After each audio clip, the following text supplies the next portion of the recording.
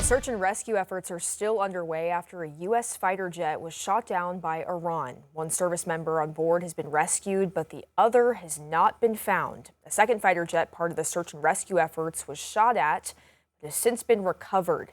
The U.S. destroyed an Iranian bridge yesterday, and President Trump continues to threaten, quote, more is to come. The Pentagon released new numbers on the amount of soldiers wounded in the war in Iran. 365 have gotten hurt. The death toll still sits at 13. And the impacts continue to be felt at the gas pump, but diesel prices in the trucking industry have felt it the most. According to AAA, people were paying around $5 a gallon today. Prices have jumped up almost $1.50 in the last month. The Arkansas Trucking Association told us today fuel markets are notoriously hard to predict. So there's a bunch of states that still are 4, but there's all the states like this one that has it at 5. Yeah. It's been rising up, but not as fast as people think. Trucking Association also says fuel is the second largest cost for companies. So when diesel prices spike, it has an immediate impact for companies. And here's a look at how gas prices shaked out today in Arkansas. The gallon average only rose a penny from yesterday, but it's up more than 15 cents from last week. The national average is up to $4.09 a gallon, less than 50 cents away from the all-time record set back in 2022.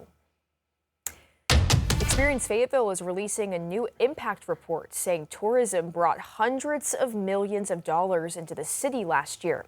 5 News reporter Bo Russell shows us why leaders are saying that growth is showing up not just in hotels, but in restaurants, events, and everyday life.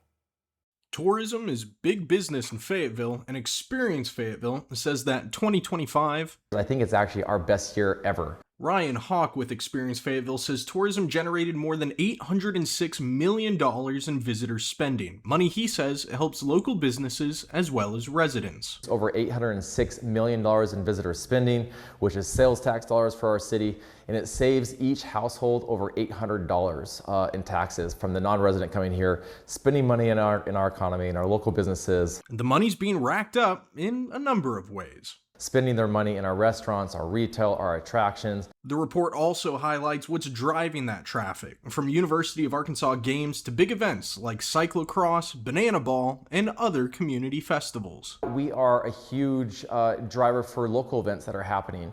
We have something that's called our Community Incentive Program, where we sponsor over 30 different events throughout the entire year. So we sponsor stuff through our marketing programs, through just incentive dollars, and then try to bring in those big hitter events. And Hawk says it's not just out-of-towners driving the increased business. Locals love Restaurant Week. It gets them discounts in their favorite places, and it also gets people to try new restaurants that they haven't been to before. As Fayetteville looks ahead to even more events this year, Experience Fayetteville says the goal is simple: keep bringing in new money while making the city stronger for the people who already call it home.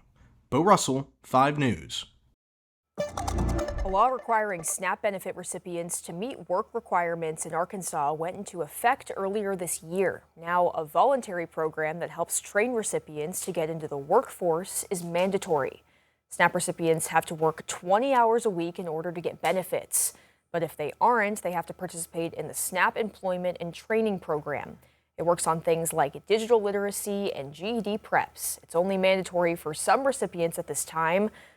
Those who are younger than 17 or older than 60 are exempt. You can contact your local DHS office for more information. State revenue is above forecast, according to the latest revenue report from the State Department of Finance. It's $56 million higher from this time in 2025, or 13%. More individual tax collections, another big Powerball jackpot winner, were the 2 biggest reasons why. The state saw $4.6 million in tax revenue from the big $250 million jackpot win from a person in Northwest Arkansas. Corporate tax collections are still below forecast, but gambling and tobacco tax revenues did better than expected. The Bella Vista bypass on I-49 will now be renamed after former Arkansas Governor Asa Hutchinson. The State Highway Commission voted to rename it at their meeting this week.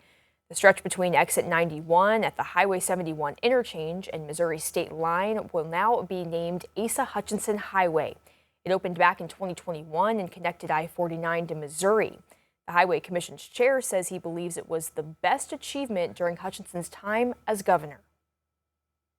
He was extremely interested and convinced that our highway system is a key to economic development in the state of Arkansas. And he put that kind of weight on this and the appointments to this because he knows that's what it's going to take. And he was right. Hutchinson told us today he was, quote, honored to lead the effort for more highway funding to support our quality of life in Arkansas.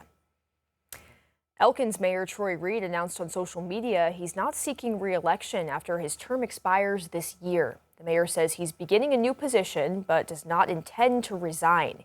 He says he intends to continue to fulfill his duties and responsibilities. Reed says this decision was not made lightly, but said, quote, it's the right time to pass the torch and allow new leadership to bring fresh ideas and energy to our city. Meanwhile, we've got the police body cam footage of Vianne's mayor getting arrested at a high school basketball tournament last month. The Tulsa affiliate reported Dennis Fletcher was taken into custody in Payne County during a call about a complaint someone was trying to park on private property. Police were speaking to a person when they say Fletcher attempted to join. Police then told him to back away, but Fletcher didn't. Then they arrested him, said it was due to the state's HALO law that requires a person to stay back 25 feet after an officer or first responder tells you to do so. Fletcher's arraignment is set on the misdemeanor docket for next month. If convicted, the mayor could face a year in the Payne County jail and a $1,000 fine. A new COVID variant has been making its way across the nation. It's called the cicada variant, and it's been found in 25 states so far. Carter Thweet talked with experts here in the natural state about whether the variant is something to worry about. The reason why they call it the cicada variant is because we first saw this in around 2022. And just like cicadas, they go dormant for a time, a period of time.